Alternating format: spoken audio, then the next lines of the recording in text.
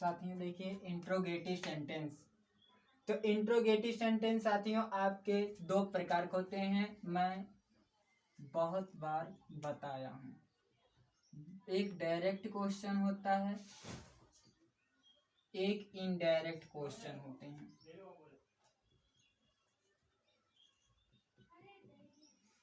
तो साथियों जो डायरेक्ट क्वेश्चन होते हैं उसका आंसर यस या नो में देते हैं, और जो डायरेक्ट क्वेश्चन होते हैं, इनडायरेक्ट क्वेश्चन होते हैं, उसका आंसर यस या नो में नहीं देते हैं, नहीं देते हैं।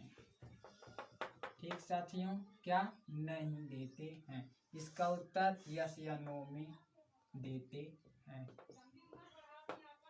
इस बात को हमेशा याद रखना। तो यहाँ साथियों पूछा जा रहा क्या उसके पास सेब है। अगर हाँ साथियों उसके पास सेब रहेगा तो इसका मतलब वो कहेगा हाँ मेरे पास सेब है। तो यहाँ साथियों डायरेक्ट क्वेश्चन है, तो यहाँ इसका उत्तर यस या नो में वो दे सकता है।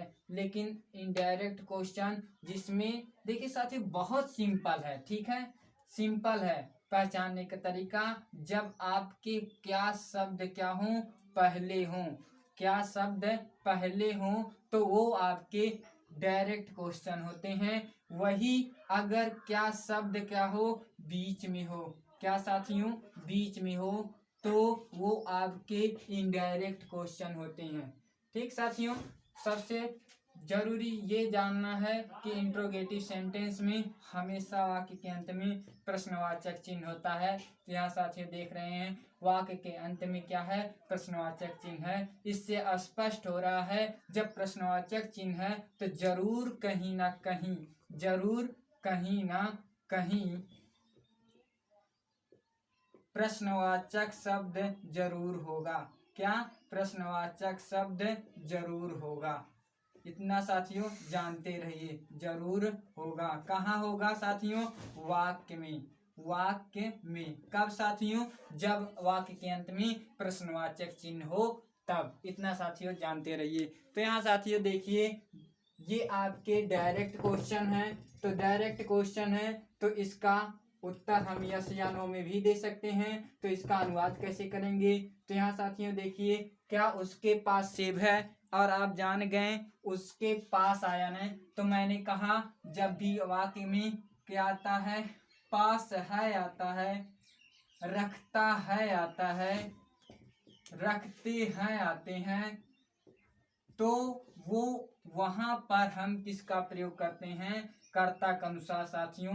अगर बहुवचन का करता है तो हैव, अगर एक वचन का करता है तो हैज लगाते हैं। तो यहाँ साथियों उसके है, कल मैंने आपको नोट में बताया था उसके है, तो इसके साथ क्या लगेगा, हैज लगेगा। तो यहाँ साथियों वाक्य में क्या है, पास है, इसका मतलब यहाँ सबसे पहले हैज लगा। और उसके बाद अब साथियों देखिए उसके की अंग्रेजी क्या होती है, ही होती है, और सेब की अंग्रेजी एन एप्पल होता है, एन एप्पल। तो इसका अनुवाद क्या हुआ, हैज ही एन एप्पल। तो साथियों यहाँ देखिए ये कौन सा क्वेश्चन है, ये डायरेक्ट क्वेश्चन है।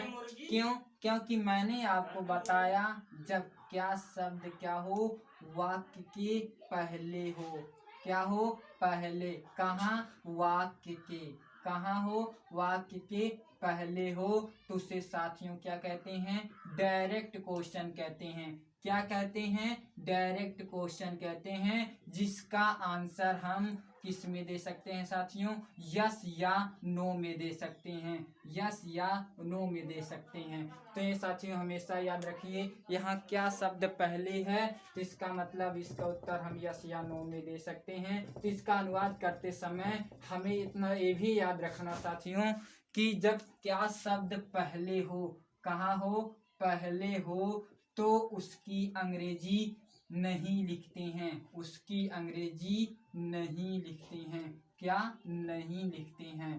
ठीक साथियों, सही समझ रहे हैं ना, नहीं लिखते हैं, उसकी अंग्रेजी नहीं लिखते हैं।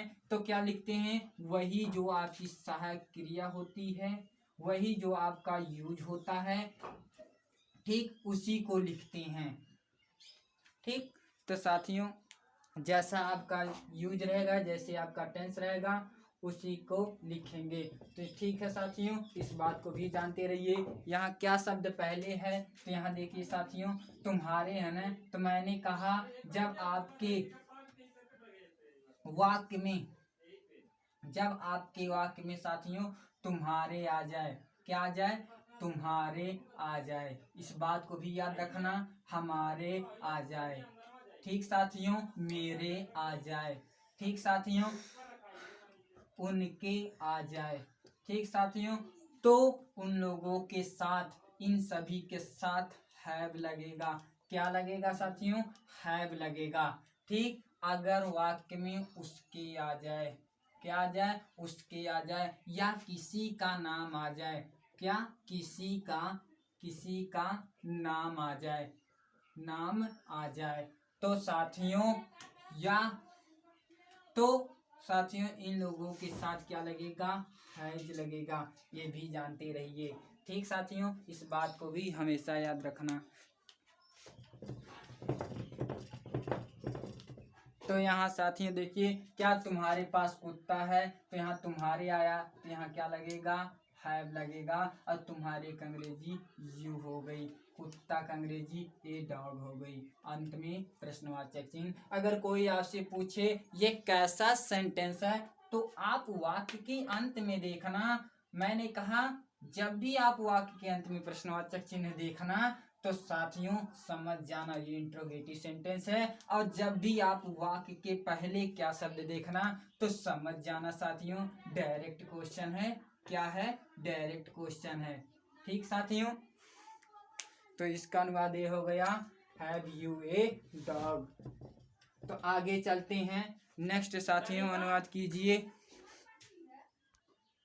तो साथियों देखिए, तीसरा अनुवाद करना है आपको। क्या हमारे पास कॉपी है, यहाँ भी क्या आया, क्या शब्द पहले आया, तो इसका मतलब साथियों ये इनडायरेक्ट क्वेश्चन है। कैसा क्वेश्चन है, इनडायरेक्ट क्वेश्चन है। तो इनडायरेक्ट क्वेश्चन, सॉरी, ये कैसा क्वेश्चन है, डायरेक्ट क्वेश्चन है।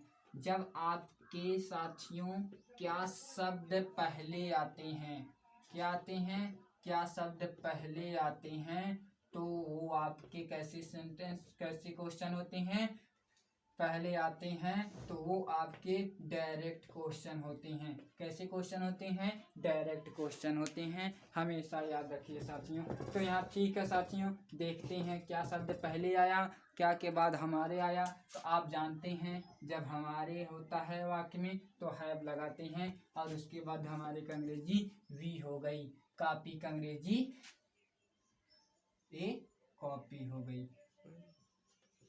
ठीक, तो इसका है वी ए कॉपी।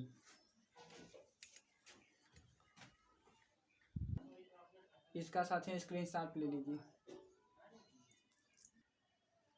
तो साथियों देखिए, अब प्रश्नवाचक शब्द कहाँ आ रहे हैं, बीच में आ रहे हैं। यहाँ देखिए कितने आए, हमेशा याद रखना नोट में साथियों, हमेशा याद रखना कि जब भी आपके वाक्य में कितने, कितना, कितनी, किसका,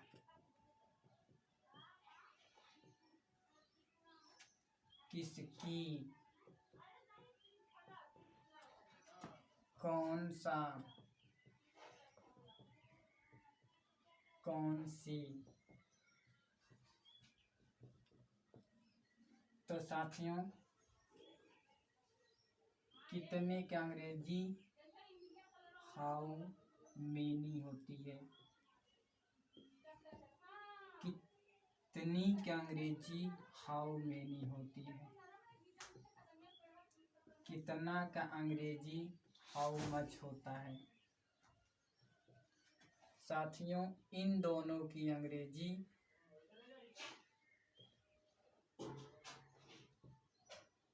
हुज होती है, और इन दोनों की अंग्रेजी विच होती है। तो साथियों इतना जानते रहिए कि जब भी वाक्य में क्या रहे, कितने, कितना, कितनी, किसका, किसकी, कौन सा, कौन सी रहे तो उसके बाद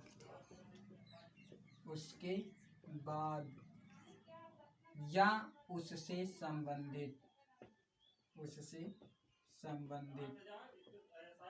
संज्ञा भी लिखते हैं। क्या साथियों? संज्ञा भी लिखते हैं। तो यहाँ साथियों देख लीजिए, इसका स्क्रीनशॉट ले लीजिए।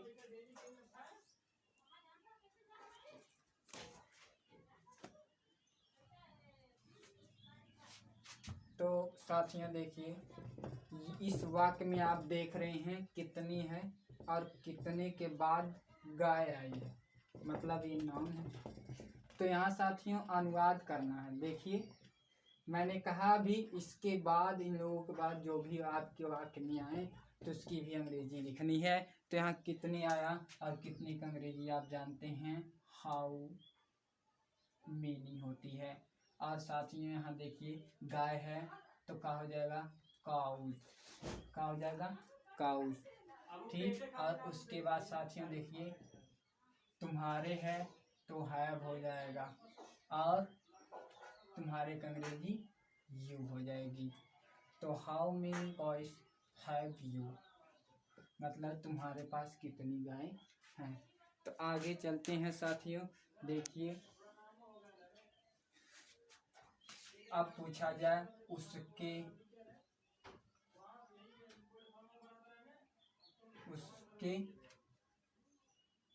कौन सा, उसके कौन से, कौन सा,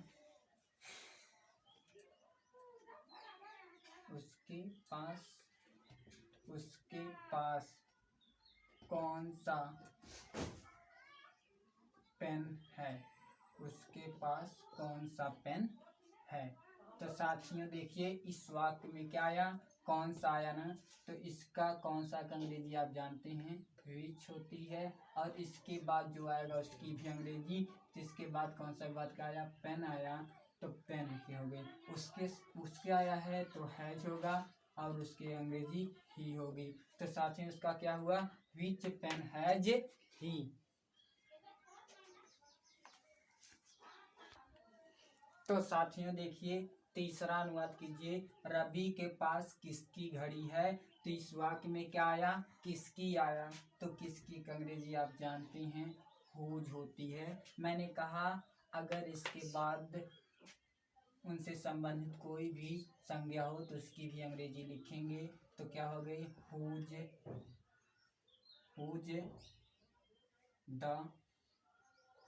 हुज ए वॉच। उसके बाद साथियों देखिए क्या होगा, यहाँ रवि है, नाम है तो यहाँ हैज होगा और उसके बाद रवि की अंग्रेजी रवि होगी। तो इसका अनुवाद क्या हुआ, whose a watch has Ravi, उसके पास किसकी घड़ी है। तो इसका साथियों स्क्रीन शॉट ले लीजिए। क्या ले लीजिए, स्क्रीन शॉट ले लीजिए। देखिए इंट्रोगेटिव निगेटिव सेंटेंस। तो साथियों इंट्रोगेटिव निगेटिव सेंटेंस क्या होते हैं। इंट्रोगेटिव मतलब प्रश्नवाचक पहले, निगेटिव मतलब नकारात्मक, सेंटेंस में होता बाद। तो यहाँ आप देख रहे हैं क्या तुम्हारे पास कोई पेन नहीं है। तो साथियों बहुत बेहतरीन तरीका से आपको समझाएंगे इंट्रोगेटिव निगेटिव सेंटेंस की पहचान। देखिए सबसे ज़रूरी होता है साथियों पहचान। ठीक साथियों, सबसे ज़रूरी होती है क्या, पहचान। तो यहाँ साथियों देखिए क्या शब्द क्या आया, पहले आया है। क्या आया है, पहले आया है। इससे स्पष्ट हो रहा है जो क्या है, ये प्रश्नवाचक क्या है, प्रश्नवाचक शब्द है। क्या है, प्रश्नवाचक शब्द है। इसका मतलब यह क्या है, प्रश्नवाचक है। क्या है, प्रश्नवाचक। ठीक। आगे साथियों देखिए क्या के बाद यहाँ नहीं आया, यहाँ क्या के बाद नहीं आया है, इसका मतलब बाद में आया है। ये नहीं है, इसका मतलब ये नकारात्मक है। तो साथियों तो इसका मतलब ये नकारात्मक है। तो अब देखिए साथियों क्या हो गया, जब क्या शब्द पहले आता है तो इंट्रोगेटिव क्या होता है, इंट्रोगेटिव। और जब भी उसके बाद नहीं आता है तो निगेटिव होता है। तो ये कौन सा साथियों है? Interrogative negative sentence. इसका मतलब ये नहीं कि साथियों जब क्या शब्द पहले रहे तभी, नहीं, ऐसी कोई बात नहीं। आपके हमेशा प्रश्नवाचक शब्द चाहे वो बीच में हो, चाहे पहले हो, चाहे डायरेक्ट क्वेश्चन हो, चाहे इनडायरेक्ट क्वेश्चन हो, वो हमेशा पहले रहेंगे और पहले के बाद नहीं आएगा। तो यहाँ देखिए साथियों, पहले के बाद नहीं आया, मतलब यहाँ प्रश्नवाचक शब्द के बाद नहीं आया है, इसका मतलब इंट्रोगेटिव सेंटेंस है। दूसरी पहचान आप वाक्य के अंत में देखना, इंट्रोगेटिव है। यहाँ साथियों देखिए प्रश्नवाचक चिन्ह लगा है, इसका मतलब ये इंट्रोगेटिव है। और उसके बाद यहाँ साथियों देखिए क्या है? नहीं है यहाँ से, तो ये आपका क्या है? Negative, interrogative negative sentence. यहाँ साथियों देखिए दूसरी पहचान, यहाँ क्या शब्द पहले है? इंट्रोगेटिव, और उसके बाद नहीं है निगेटिव। तो कैसा सेंटेंस हुआ? Interrogative negative sentence. तो इसका अनुवाद साथियों देखिए, क्या शब्द पहले आया है, क्या के बाद तुम्हारे है, तो तुम्हारे के लिए आप जानते हैं साथियों हैव लगता है, और तुम्हारे का अंग्रेजी क्या हो गई? यू हो गई। अब वाक्य में नहीं आया तो आप जानते रहिए इंट्रोगेटिव निगेटिव सेंटेंस में कर्ता के तुरंत बाद क्या लगाते हैं? नॉट लगाते हैं साथियों। कर्ता के तुरंत बाद नॉट लगाते हैं, तो यहाँ हैव यू नॉट हो गया। और उसके बाद साथियों देखिए तुम्हारे पास कोई पेन नहीं है, तुम्हारे पास साथियों क्या है? कोई पेन नहीं है। तो यहाँ देख लीजिए साथियों, इसकी अंग्रेजी होगी एनी फ्रेंड। क्या होगी? Any pen. कोई का अंग्रेजी क्या होती है साथियों? एनी पेन होती है। तो इसका हो गया have you not any pen. Screenshot ले लीजिए साथियों इसका।